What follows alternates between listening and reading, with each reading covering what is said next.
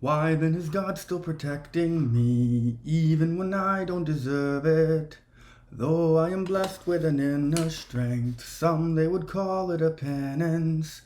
Why am I meant to face this alone?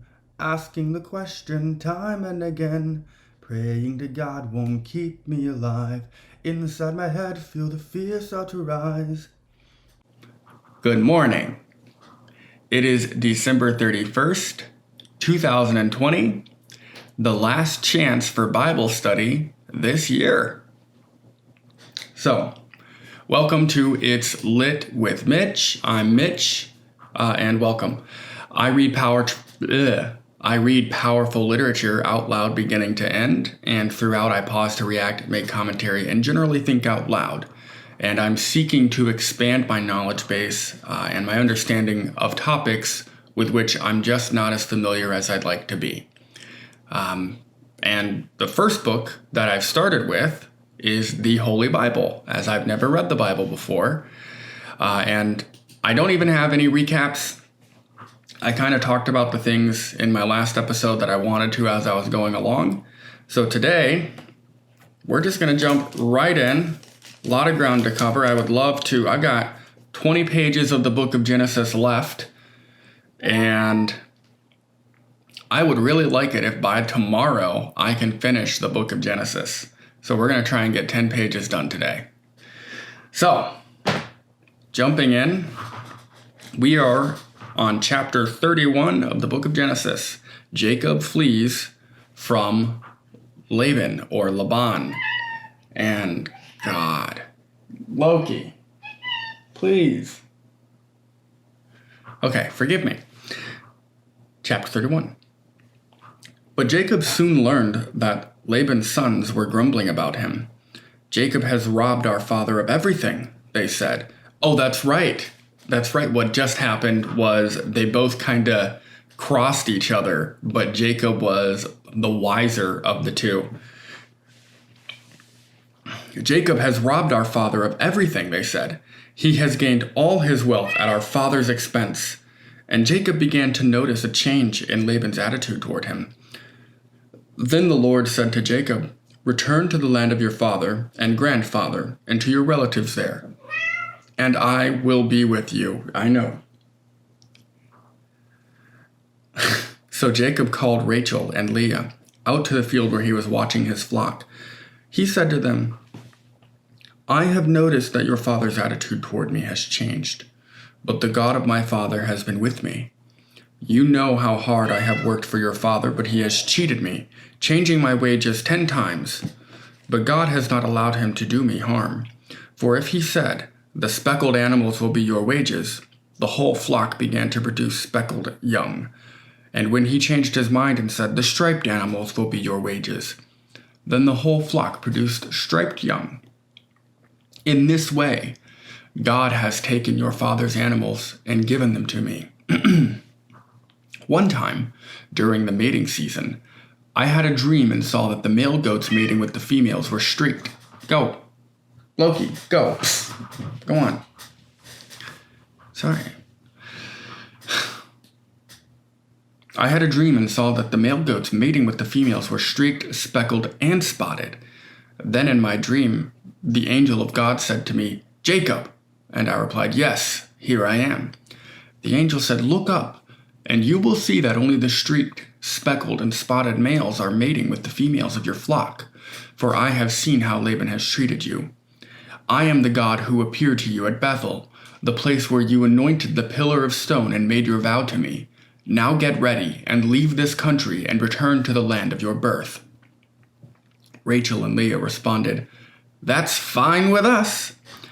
We won't inherit any of our father's wealth anyway.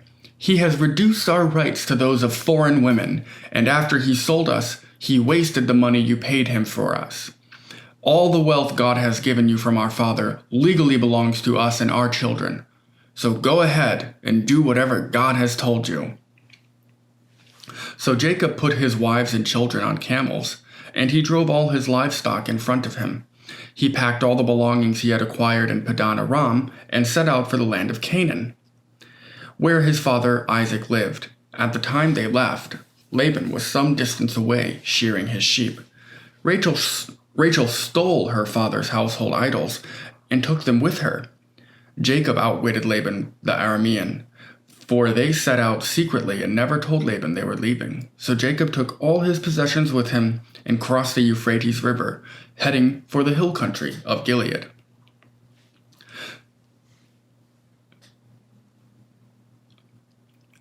I enjoy what I've just read here, particularly with Rachel and Leah responding, "That's fine with us." And then telling what their grievances are, because it's, to me, that short little section here, it speaks to what happens if you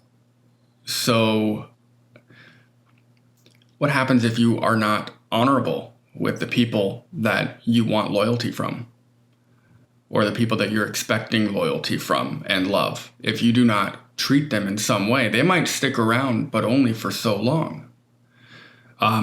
And so incentives matter, and how you treat people matters. Even with blood relatives, even if it's your own father.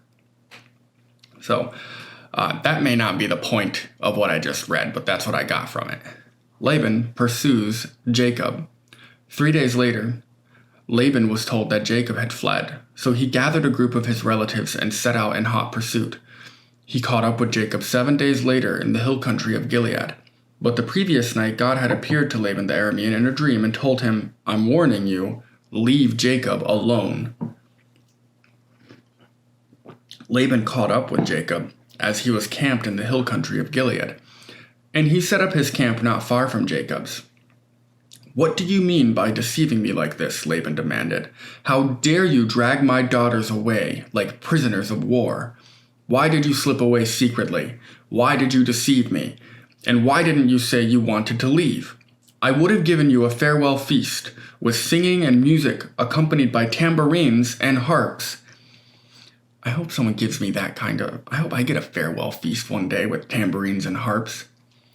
"Why didn't you let me kiss my daughters and grandchildren and tell them goodbye? You have acted very foolishly. I could destroy you, but the God of your father appeared to me last night and warned me, 'Leave Jacob alone.' I can understand your feeling that you must go, and your intense longing for your father's home, but why have you stolen my gods?" "I rushed away because I was afraid," Jacob answered. "I thought you would take your daughters from me by force. But as for your gods, see if you can find them, and let the person who has taken them die. And if you find anything else that belongs to you, identify it before all these relatives of ours, and I will give it back." But Jacob did not know that Rachel had stolen the household idols. Laban went first into Jacob's tent to search there, then into Leah's. I still want to say Leah's. I'm thinking Star Wars here. Then into Leah's, and then the tents of the 2 servant wives. But he found nothing. Finally, he went into Rachel's tent. The cat's really needy today. Loki, you're really needy today. Just give me an hour.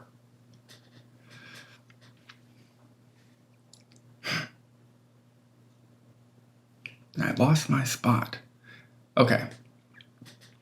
Laban then went into Rachel's tent, but Rachel had taken the household idols and hidden them in her camel saddle, and now she was sitting on them. When Laban had thoroughly searched her tent without finding them, she said to her father, "Please, sir, forgive me if I don't get up for you. I'm having my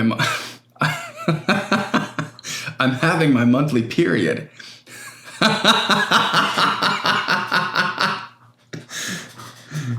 So is that... They'll call me a misogynist. But that's where the excuse originated, huh? So Laban continued his search, but he could not find the household idols. Then Laban became very angry, and he challenged... Then Jacob became very angry, and he challenged Laban. "What's my crime?" he demanded. "What have I done wrong to make you chase after me, as though I were a criminal? You have rummaged through everything I own. Now show me what you found that belongs to you." Set it out here in front of us, before our relatives, for all to see. Let them judge between us. For 20 years I have been with you, caring for your flocks. In all that time your sheep and goats never miscarried. In all those years never a single ram of yours for food. I never used a single ram of yours for food. If any were attacked and killed by wild animals, I never showed you the carcass and asked you to reduce the count of your flock. No, I took the loss myself. You made me pay for every stolen animal, whether it was taken in broad daylight or in the dark of night. I worked for you through the scorching heat of the day and through the cold and the sleepless nights. Yes, for 20 years I slaved in your house. I worked for 14 years earning your 2 daughters, and then 6 more years for your flock, and you changed my wages 10 times. In fact, if the God of my father had not been on my side, the God of Abraham and the fearsome God of Isaac, you would have sent me away empty-handed. But God has seen your abuse and my hard work. That is why he appeared to you last night and rebuked you. Jacob's treaty with Laban. Then Laban replied to Jacob, These women are my daughters, these children are my grandchildren, and these flocks are my flocks. In fact, everything you see is mine. But what can I do now about my daughters and their children? So come, let's make a covenant, you and I. And it will be a witness to our commitment. So Jacob took a stone and set it up as a monument. Then he told his family members, Gather some stones. So they gathered stones and piled them in a heap. Then Jacob and Laban sat down beside the pile of stones to eat a covenant meal. To commemorate the event, Laban placed a pillar, to commemorate the event, Laban called the place Jegar Sahadutha, something like that. Jegar Sahadutha in Aramaic. It means witness pile, evidently. And Jacob called it Galid, which means witness pile in Hebrew, much easier. Then Laban declared, This pile of stones will stand as a witness to remind us of the covenant we have made today. This explains why it was called Galid. But it was also called Mitzpah, which means watchtower, for Laban said, May the Lord keep watch between us to make sure that we keep this covenant when we are out of each other's sight. If you mistreat my daughters, or if you marry other wives, God will see it even if no one else does. He is a witness to the covenant between us. So thinking about that statement, God will see it even if no one else does, when you're talking about you're talking about a covenant, but it's essentially a covenant is an extraordinarily personal, intimate contract with another. And so when you say God will see it even if no one else does,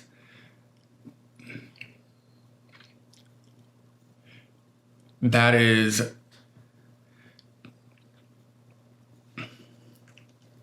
I'm trying to think of the right words to say because in my head it's really clear, but I don't know how to exactly spit this out. It's an extremely useful concept or abstraction for human beings to have with one another if they're trying to, if you need to have trust that someone's going to keep their word. If you need to trust that someone else is going to keep their word, if everybody agrees that God will see it, even if no one else does, then that adds to the ability of people to trust. And I don't know, since we're talking about, civilization thousands of years ago, I don't know that it would be possible for human beings to have trust for one another if they were, like, for example, atheist. So I'm just saying, like, if I'm viewing religion as sort of a technology that was created by humans that help them to advance to another stage of existence, another stage of civilization, religion is just a part of humans, human society. And I don't know if I mean, it's just so important that humans were able to find a way to trust one another, to trust that they will keep their word, even, God will see it even if no one else does, even whenever you're alone. Will you keep your word? He is a witness to this covenant between us. It's like a notary public, right? It's a notary God. So that seems like a really simple statement, and maybe other people have certainly caught it, but God will see it even if no one else does. If you mistreat my daughters or marry other wives or violate any other agreement that two men might come to, God will see it even if no one else does. He is a witness to this covenant between us. And that is why a marriage is between, traditionally, between a man and a woman and God, or a marriage is between two individuals and God. Because if you violate it, God will see it even if no one else does. Just one of the phrases that just sticks out to me the minute I read it, or the second I read it. Continuing. See this pile of stones, Laban continued, and see this monument I have set between us. They stand between us as witnesses of our vows. I will never pass this pile of stones to harm you, and you must never pass these stones or this monument to harm me. I call on the God of our ancestors, the God of your grandfather Abraham, and the God of my grandfather Nahor, to serve as a judge between us. So Jacob took an oath before the fearsome God of his father Isaac to respect the boundary line. Then Jacob offered a sacrifice to God there on the mountain and invited everyone to a covenant feast. After they had eaten, they spent the night on the mountain. Laban got up early the next morning, and he kissed his grandchildren and his daughters and blessed them. Then he left and returned home. Chapter 32. As Jacob started on his way again, angels of God came to meet him. When Jacob saw them, he exclaimed, "This is God's camp!" So he named the place Mahanaim. I'm kidding. That was an intentional joke. I told you there would be bad jokes. Jacob sends gifts to Esau. I know it's pronounced Esau now. Thank you. Then Jacob sent messengers ahead to his brother Esau, who was living in the region of Seir and the land of Edom. See, progress on pronouncing one word or one name is great, but then they just keep throwing them at you. But it was a different time and a different land with different people. He told them, "Give this message to my master Esau. Humble greetings from your servant Jacob. Until now I have been living with Uncle Laban, and now I own cattle, donkeys, flocks of sheep and goats, and many servants, both men and women. I have sent these messengers to inform my lord of my coming, hoping that you will be friendly to me." After delivering the message, the messengers returned to Jacob and reported, "We met your brother Esau, and he is already on his way to meet you, with an army of 400 men. Jacob was terrified at the news. He divided his household, along with the flocks and herds and camels, into two groups. He thought, if Esau meets one group and attacks it, perhaps the other group can escape.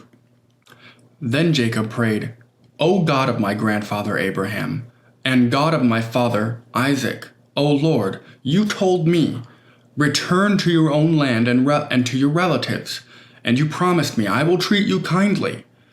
I am not worthy of all the unfailing love and faithfulness you have shown to me, your servant.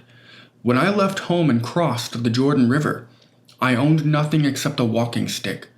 Now my household fills 2 large camps. O Lord, please rescue me from the hand of my brother Esau. I am afraid that he is coming to attack me along with my wives and children. But you promised me, 'I will treat you kindly, and I will multiply your descendants until they become as numerous as the sands along the seashore. too many to count. I wonder, like, you could read that like he was being sarcastic and mocking too. But you promised me, I will surely treat you kindly, and I will multiply your descendants until they become as numerous as the sands along the seashore. Too many to count. You could, if you were talking to yourself, you could... I'm done. I get it. I understand. Don't worry. Jacob stayed where he was for the night. Then he selected these gifts from his possessions to present to his brother Esau. 200 female goats, 20 male goats, 200 ewes, 20 ram. I think it is ewes, by the way. That's a word I'm supposed to know. 30 female camels with their young, 40 cows, 10 bulls, 20 female donkeys, and 10 male donkeys. He divided these animals into herds and assigned each to different servants. Then he told his servants, "Go ahead of me with the animals, but keep some distance between the herds." He gave these instructions to the men leading the first group. "When my brother Esau meets you, he will ask, 'Whose servants are you? Where are you going? Who owns these animals?' You must reply, 'They belong to your servant Jacob, but they are a gift for his master Esau. Look, he is coming right behind us.'" Jacob gave the same instructions to the second and third herdsmen and to all who followed behind the herds. "You must say the same thing to Esau when you meet him, and be sure to say, 'Look, your servant Jacob is right behind us.'" Jacob thought, "I will try to appease him by sending gifts ahead of me. When I see him in person, perhaps he will be friendly to me." So the gifts were sent on ahead, while Jacob himself spent that night in the camp. Reciprocation. He is looking to provide small value. Actually, in several bouts. To, spare his life and his family. But it's a good, I think it sounds like a good plan. I hope it plays out for him. Jacob wrestles with God. During the night, Jacob got up and took his 2 wives, his 2 servant wives, and his 11 sons and crossed the Jabbok River with them. After taking them to the other side, he sent over all his possessions. This left Jacob all alone in the camp, and a man came and wrestled with him until the dawn began to break. When the man saw that he would not win the match, he touched Jacob's hip and wrenched it out of its socket. Then the man said, "Let me go, for the dawn is breaking." But Jacob said, "I will not let you go unless you bless me." "What is your name?" the man asked. "Jacob." "Your name will no longer be Jacob," the man told him. "From now on you will be called Israel, because you have fought with God and with men and have won." "Please tell me your name," Jacob said. "Why do you want to know my name?" the man replied. Then he blessed Jacob there. Jacob named the place Peniel, which means face of God. For he said, "I have seen God face to face, yet my life has been spared." The sun was rising as Jacob left Peniel, I don't know. And he was limping because of the injury to his hip. Even today, the people of Israel don't eat the tendon near the hip socket because of what happened that night when the man strained the tendon of Jacob's hip. Sometimes there are things in parentheses. I just read those out loud too. So, sometimes it'll be a translation for a word or what a city name means. That was one of the things in a parenthesis. I just read those because. Jacob and Esau, chapter 33, Jacob and Esau make peace. Then Jacob looked up and saw Esau coming with his 400 men. So he divided the children among Leah, Rachel, and his 2 servant wives. He put the servant wives and their children at the front, Leah and her children next, and Rachel and Joseph last. Then Jacob went on ahead. As he approached his brother, he bowed to the ground 7 times before him. Then Esau ran to meet him and embraced him, threw his arms around his neck and kissed him, and they both wept. Then Esau looked at the women and children and asked, "Who are these people with you?" "These are the children God has graciously given to me, your servant," Jacob replied. Then the servant wives came forward with their children and bowed before him. Next came Leah with her children, and they bowed before him. Finally, Joseph and Rachel came forward and bowed before him. "And what were all the flocks and herds I met as I came?" Esau asked. Jacob replied, "They are a gift, my lord, to ensure your friendship." "My brother, I have plenty." Esau answered, "Keep what you have for yourself." But Jacob insisted, "No, if I have found favor with you, please accept this gift from me. And what a relief to see your friendly smile. It is like seeing the face of God. Please take this gift I have brought for you, for God has been very gracious to me. I have more than enough." And because Jacob insisted, Esau finally accepted the gift. And it's important that people accept the gift. "Well," Esau said, "let's be going. I will lead the way." But Jacob replied, "You can see, my lord, that some of my children are very young, and the flocks and herds have their young too. If they are driven too hard, even for one day, all the animals could die. Please, my lord, go ahead of your servant. We will follow slowly at a pace that is comfortable for the livestock and the children. I will meet you at Seir." "All right," Esau said, "but at least let me assign some of my men to guide and protect you." "That's not necessary. It's enough that you've received me warmly, my lord." So Esau turned around and started back to Seir that same day. Jacob, on the other hand, traveled on to Succoth. There he built himself a house and made shelters for his livestock. That is why the place was named Succoth, which means shelters. Later, having traveled all the way from Padan Aram, Jacob arrived safely at the town of Shechem in the land of Canaan. There he set up camp outside the town. Jacob bought the plot of land where he camped from the family of Hamor, the father of Shechem, for 100 pieces of silver. And there he built an altar and named it El Elo Israel. So do I understand correctly that Jacob just did not follow slowly and end up meeting his brother Esau?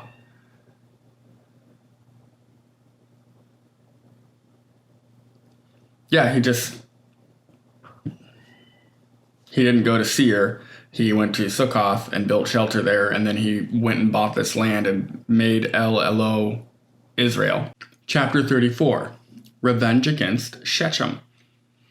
One day Dinah, the daughter of Jacob and Leah, went to visit some of the young women who lived in the area. But when the local prince, Shechem, son of Hamor the Hivite, saw Dinah, he seized her and raped her. But then he fell in love with her, and he tried to win her affection with tender words.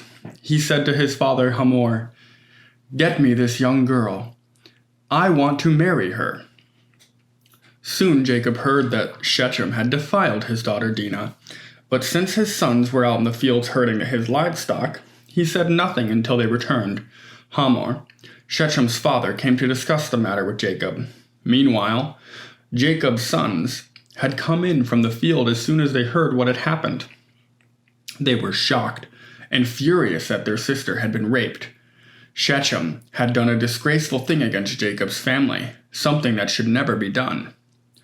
Hamor tried to speak with Jacob and his sons. "My son Shechem is truly in love with your daughter," he said.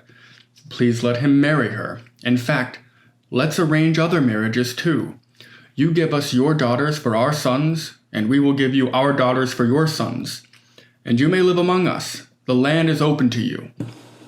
Settle here and trade with us, and feel free to buy property in the area."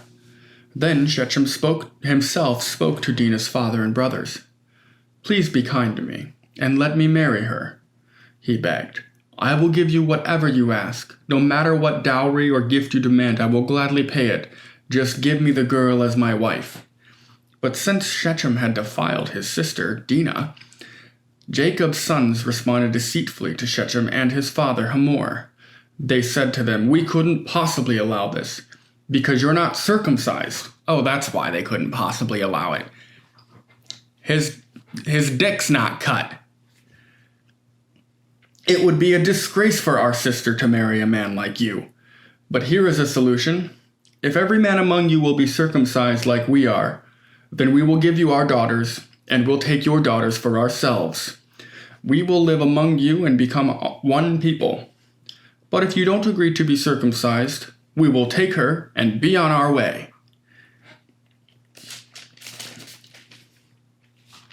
Well, that's quite a qualifier. You must all be circumcised now as grown men, or we're leaving. So, very interesting. Hamor and his son Shechem agreed to their proposal. Shechem wasted no time in acting on this request, for he wanted Jacob's daughter desperately.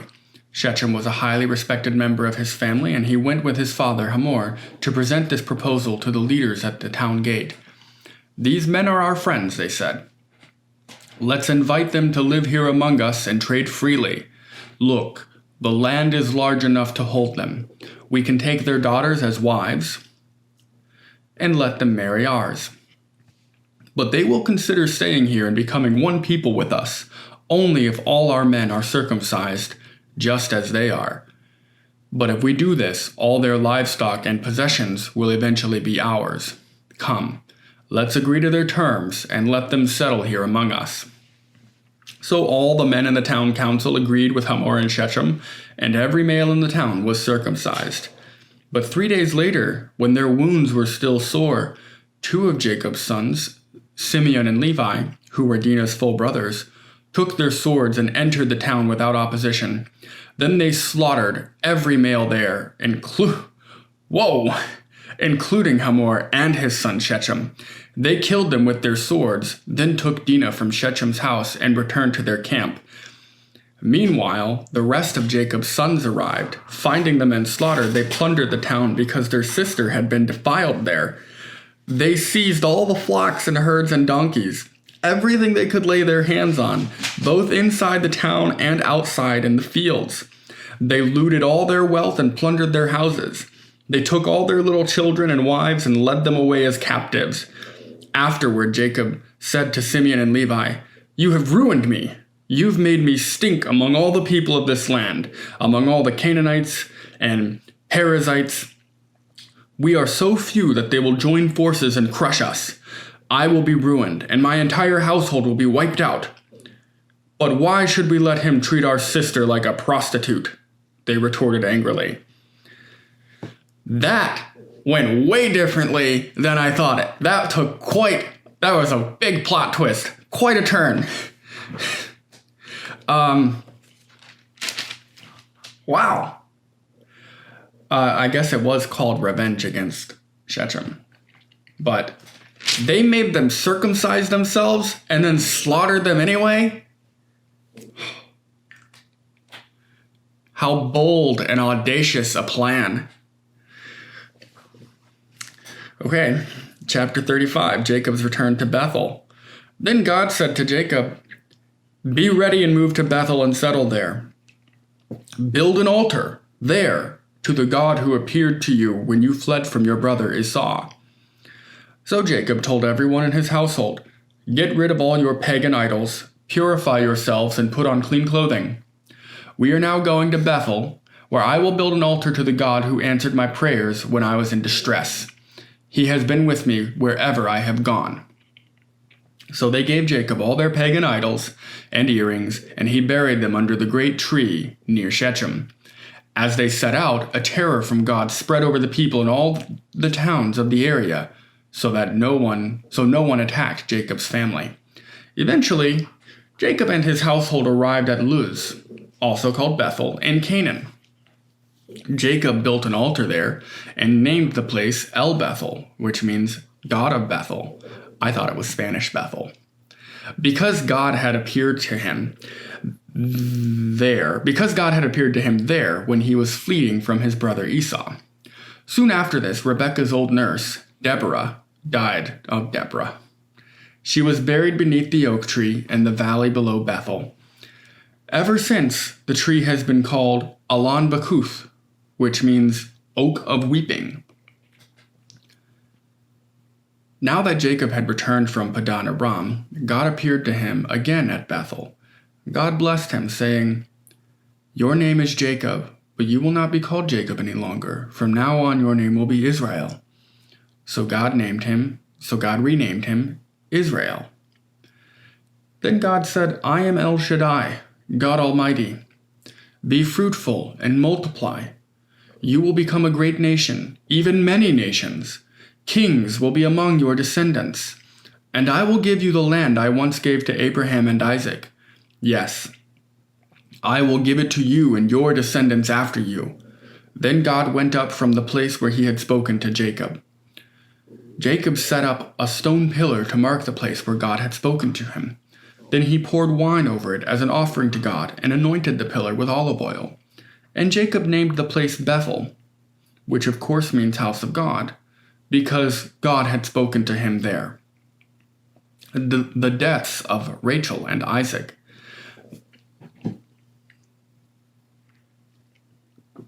Leaving Bethel, Jacob and his clan moved on toward Ephrath. But Rachel went into labor while they were still some distance away. Her labor pains were intense.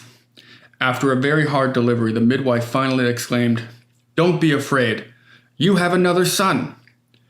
Rachel was about to die, but with her last breath, she named the baby Ben-Oni, which means son of my sorrow.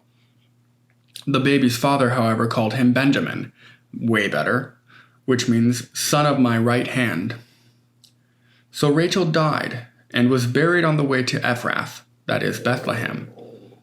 Oh, Ephrath is Bethlehem. Well, the parentheses didn't tell me that earlier. All right. Jacob set up a stone monument over Rachel's grave, and it can be seen there to this day. I wonder if it can be seen there to this day. Then Jacob traveled on and camped beyond Migdal Eder. While he was living there, Reuben had intercourse with Bilhah, his father's concubine, and Jacob soon heard about it. These are the names of the 12 sons of Jacob. The sons of Leah were Reuben, Simeon, Levi, Judah, Issachar, and Zebulun. The sons of Rachel were Joseph and Benjamin. The sons of Bilhah, Rachel's servant, were Dan and Naphtali. The sons of Zilpah, Leah's servant, were Gad and Asher. These are the names of the sons who were born to Jacob at Padan Aram. So Jacob returned to his father Isaac in Mamre, which is near Kiriath Arba, now called Hebron, where Abraham and Isaac had both lived as foreigners. Isaac lived for 180 years. Then he breathed his last and died at the ripe old age, joining his ancestors in death. I like the way, I know I've said it already, but I like that phrase, joining his ancestors in death. And his sons Esau and Jacob buried him. Joining your ancestors in death, it just makes it sound like it's like a cycle. Like it's so, and it is, it's what awaiting all of us. It makes it sound like a promotion of sorts, like an ascendance. I think that's why I like that phrasing. Descendants of Esau. This is the account, more names, great. This is the account of the descendants of Esau, also known as Edom. Esau married 2 young women from Canaan, Adah, the daughter of Elon the Hittite, and Oholibamah. Oholibamah. Is that really the name? Oholibamah, the daughter of Anah and the granddaughter of Zibeon the Hivite. He also married his cousin Basemath, who was the daughter of Ishmael and the sister of Nebaioth. Adah gave birth to a son named Eliphaz for Esau. Basemath gave birth to a son named Reuel. Oholibamah gave birth to sons named Jush, Jalam, and Korah.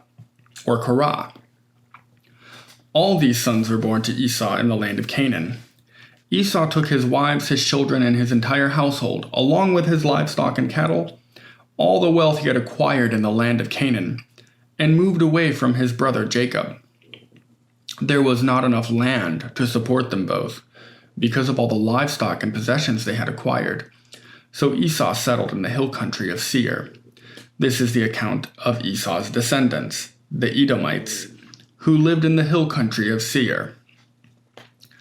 These are the names of Esau's sons: Eliphaz, the son of Esau's wife Adah, and Reuel, the son of Esau's wife Basemath. The descendants of Eliphaz were Teman, Omar, Zepho, Gatam, and Kenaz. Timnah, the concubine of Esau's son Eliphaz, gave birth to a son named Amalek. These are the descendants of Esau's wife Adah. The descendants of Reuel were Nahath, Zerah, Shema, Mizah. These are the descendants of Esau's wife Basemath. Esau also had sons through Oholibamah, the daughter of Anah and granddaughter of Zibeon. Their names were Jush, Jalah, and Korah. These are the descendants of Esau, who became leaders of various clans. I have to read this beginning to end, because I said I would do it.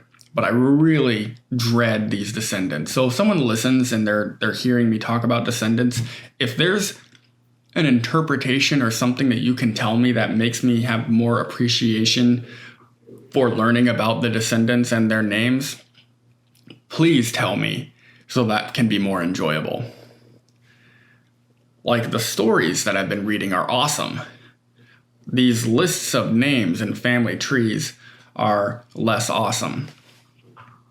The descendants of Esau's oldest son, Eliphaz, became the leaders of the clans of Teman, Omar, Zepho, Kenaz, Goram, Gatam, and Amalek. These are the clan leaders in the land of Edom, who descended from Eliphaz.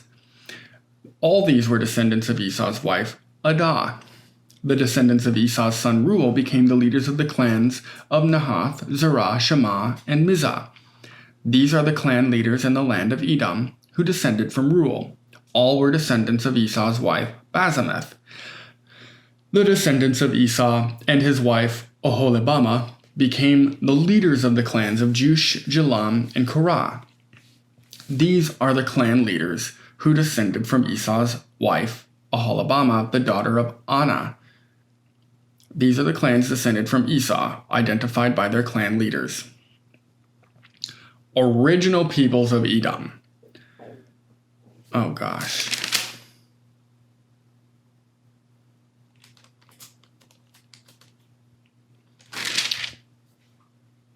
We're just pushing through. These are the names of the tribes that descended from Seir the Horite. They lived in the land of Edom: Lotan, Shobal, Zimeon, Anah, Dishon, Ezer, Dishon, or I don't know. That one is Dishon but with an A. The other one was Dishon but with an O. These were the Horite clan leaders, the descendants of Seir, who lived in the land of Edom. The descendants of Lotan were Hori and Hamem. Lotan's sister was named Timnah. The descendants of Shobal were Alvan, Manahath, Ebal, Shepho, and Onam. The descendants of Zibeon were Ea and Anah. The descendants of Anah were his son, Dishon, and his daughter, Oholibamah. The descendants of Dishon were Hemdan, Eshban, Ithran, and Karen, Keran, but Karen. The descendants of Ezer were Bilan, Zovan, and Achan. The descendants of Dishon were Uz and Aran.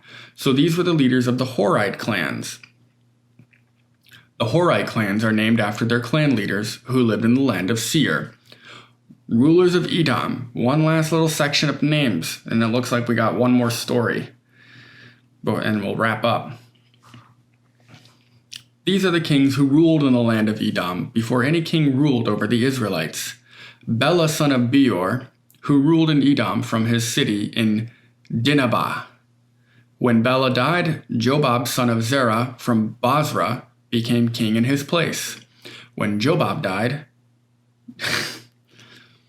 Husham from the land of the Temanites became king in his place. When Husham died, Hadad, son of Bedad, became king in his place and ruled from the city of Avith. He was the one who defeated the Midianites in the land of Moab. When Hadad died, Samlah from the city of Masrekah became king in his place. When Samlah died, Shaul from the city of Rehoboth on the river became king in his place.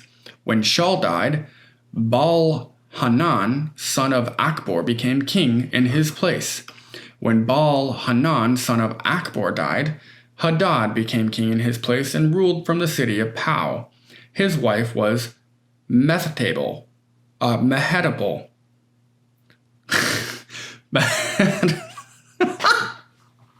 Mehetabel, the daughter of Matred and granddaughter of Mezahab. I laugh at my misreading mistakes. I'm not laughing at the names.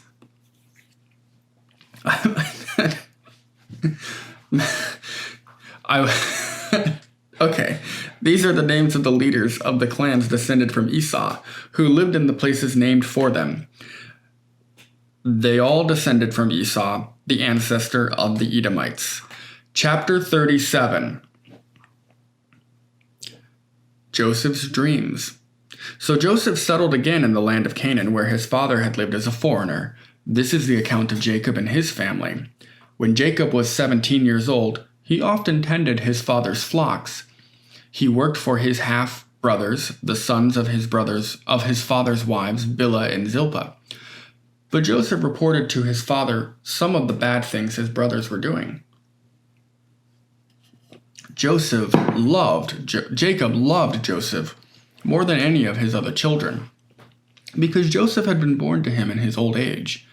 So one day, Jacob had a special gift made for Joseph, a beautiful robe.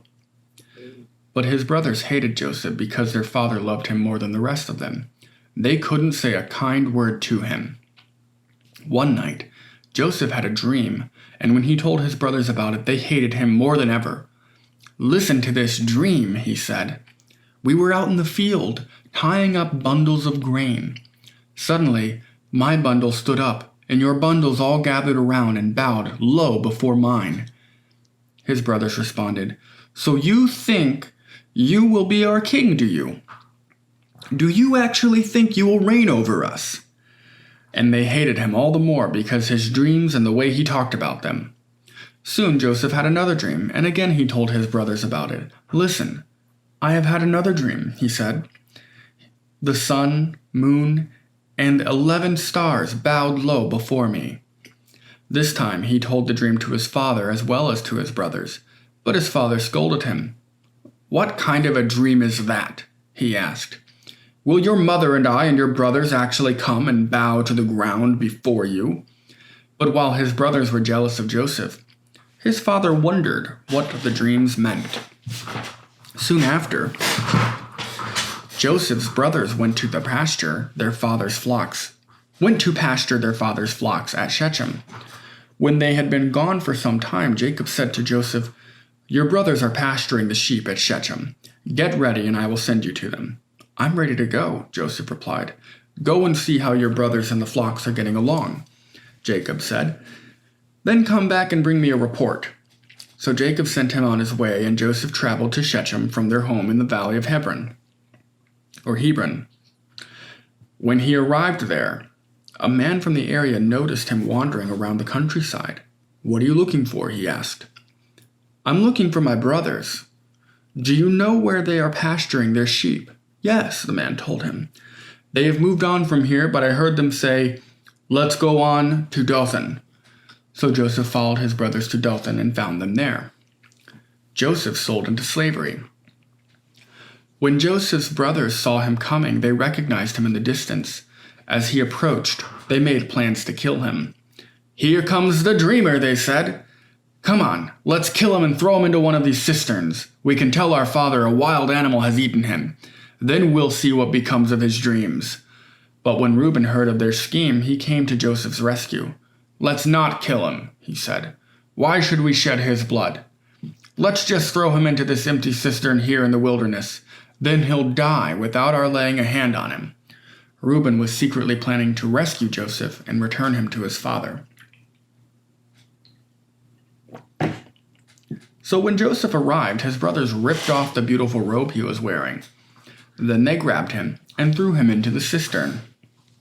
Now the cistern was empty. There was no water in it. Then, just as they were sitting down to eat, they looked up and saw a caravan of camels in the distance coming toward them.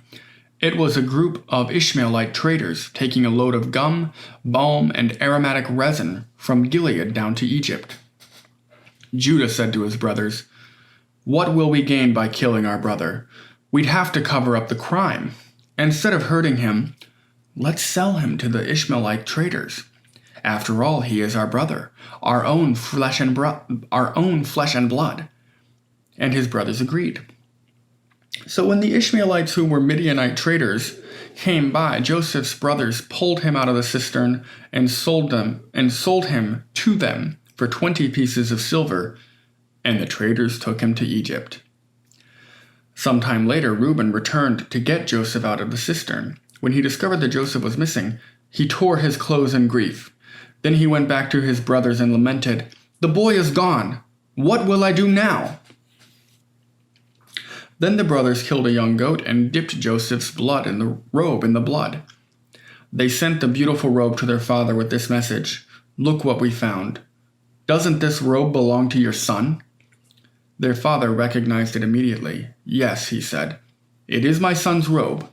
A wild animal must have eaten him. Joseph has clearly been torn to pieces." Then Jacob tore his clothes and dressed himself in burlap. He mourned deeply for his son for a long time. His family all tried to comfort him, but he refused to be comforted. "I will go to my grave mourning for my son," he would say, and then he would weep. Meanwhile, the Midianite traders arrived in Egypt, where they sold Joseph to Potiphar, an officer of Pharaoh, the king of Egypt. Potiphar was captain of the palace guard. Judah and Tamar, chapter 38. About this time, Judah left home and moved to Adullam, where he stayed with a man named Hira. There he saw a Canaanite woman, the daughter of Shua, and he married her. When he slept with her, she became pregnant and gave birth to a son, and he named the boy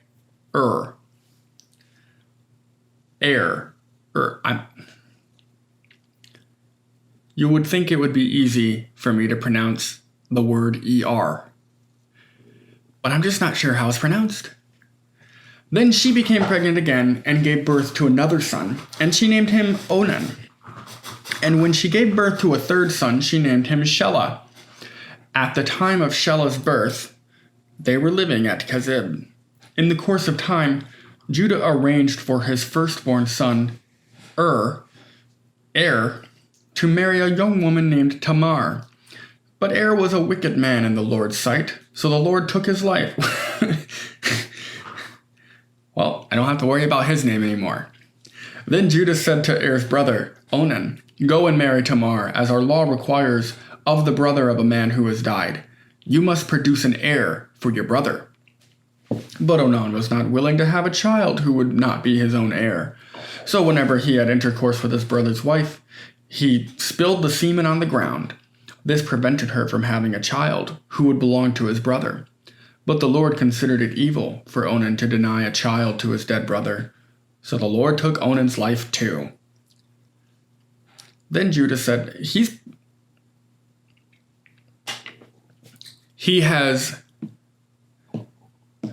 the Lord has prevented people from dying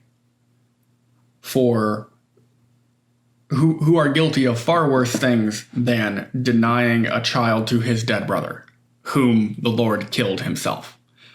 That seems strange. You need to tell me. You need to interpret that for me. Then Judah said to Tamar, his daughter-in-law, "Go back to your parents' home and remain a widow until my son Shelah is old enough to marry you." But Judah didn't really intend to do this because he was afraid Shelah would also die like his two brothers. So Tamar went back to live in her father's home. Some years later, Judah's wife died. After the time of mourning was over, Judah and his friend, Hira the Adullamite, went up to Timnah to supervise the shearing of his sheep. Someone told Tamar, "Look, your father-in-law is going up to Timnah to shear his sheep." Tamar was aware that Shelah had grown up, but no arrangements had been made for her to come and marry him. So she changed out of her widow's clothing and covered herself with a veil to disguise herself. Then she sat beside the road at the entrance of the village of Enaim, which is the road to Timnah. Which is on the road to Timnah. Judah noticed her and thought she was a prostitute, since she had covered her face. So he stopped and propositioned her. "Let me have sex with you," he said, not realizing that she was his own daughter-in-law. How much will you pay to have sex with me?" Tamar asked. "I'll send you a young goat from my flock," Judah promised. "But what will you give me to guarantee that you will send the goat?" she asked. "What kind of guarantee do you want?" he replied. "Leave me your identification seal and its cord and the walking stick you are carrying." So Judah gave them to her. Then he had intercourse with her, and she became pregnant. Afterward, she went back home, took off her veil, and put on her widow's clothing as usual. Later, Judah asked his friend Hirah the Adulamite to take the young goat to the woman and to pick up the things he had given her as his guarantee. But Hirah couldn't find her. So he asked the men who lived there, "Where can I find the shrine prostitute who was sitting beside the road at the entrance to Enaim?" "We've never had a shrine prostitute here," they replied. So Hirah returned to Judah and told him, "I couldn't find her anywhere, and the men of the village claim they've never had a shrine prostitute there." "Then let her keep the things I gave her," Judah said. "I sent the young goat as we agreed, but you couldn't find her. We'd be the laughing stock of the village if we went back again to look for her." About 3 months later, Judah was told, "Tamar, your daughter-in-law has acted like a prostitute, and now because of this she's pregnant." "Bring her out and let her be burned," Judah demanded. But as they were taking her out to kill her, she sent this message to her father-in-law. "The man who owns these things made me pregnant. Look closely. Whose seal and cord and walking stick are these?" Judah recognized him immediately and said, "She is more righteous than I am, because I didn't arrange for her to marry my son Shelah." And Judah never slept with Tamar again. When the time came for Tamar to give birth, it was discovered that she was carrying twins. While she was in labor, one of the babies reached out his hand. The midwife grabbed it and tied a scarlet string around the child's wrist, announcing, "This one came out first." But then he pulled back his hand, and out came his brother. "What?" the midwife exclaimed. "How did you break out first?" So he was named Perez. Then the baby with the scarlet string on its wrist was born, and he was named Zerah. Joseph in Potiphar's house, chapter 39. We're going to finish this chapter and then call it a day. When Joseph was taken to Egypt by the Ishmaelite traders, he was purchased by Potiphar, an Egyptian officer. Potiphar was captain of the guard for Pharaoh, the king of Egypt. The Lord was with Joseph, so he succeeded in everything he did as he served in the home of his Egyptian master. Potiphar noticed this and realized that the Lord was with Joseph, giving him success in everything he did. So I've noticed,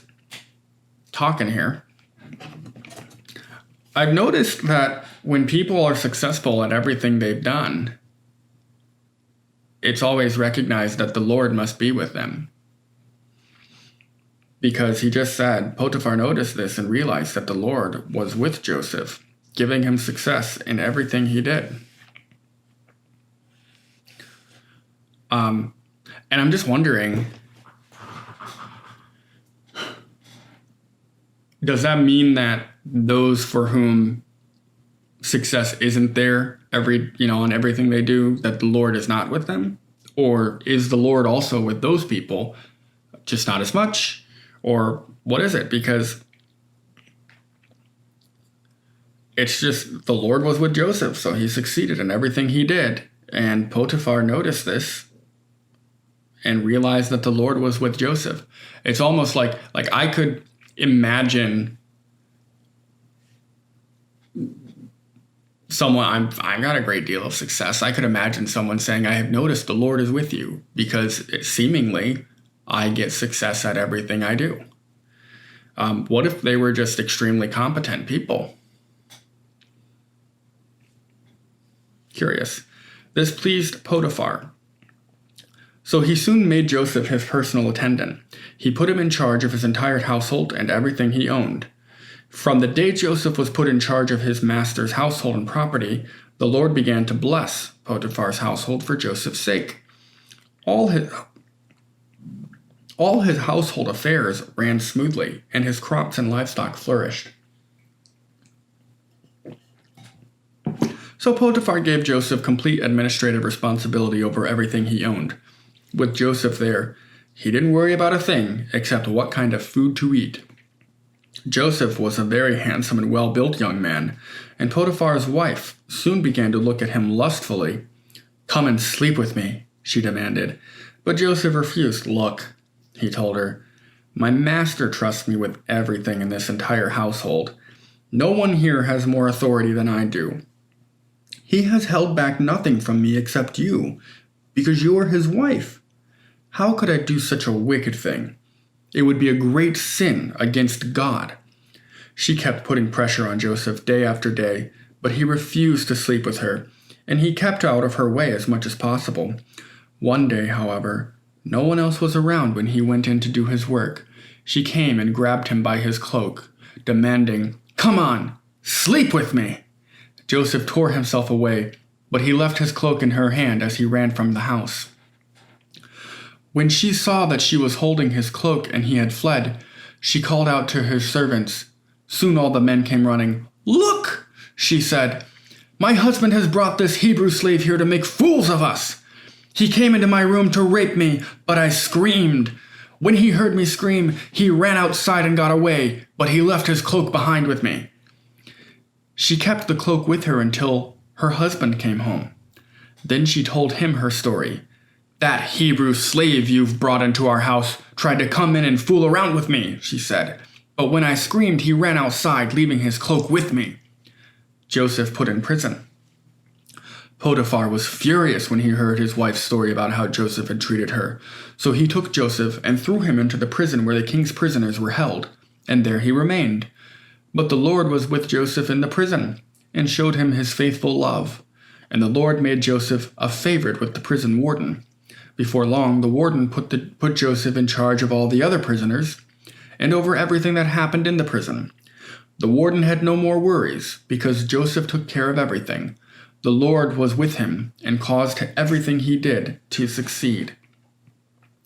And that appears to be the theme with Joseph. The Lord is with him, and causes everything he does to succeed. All right. Thank you. I hope everybody has a wonderful New Year's Eve. It's the end of 2020. May the Lord be with you in 2021.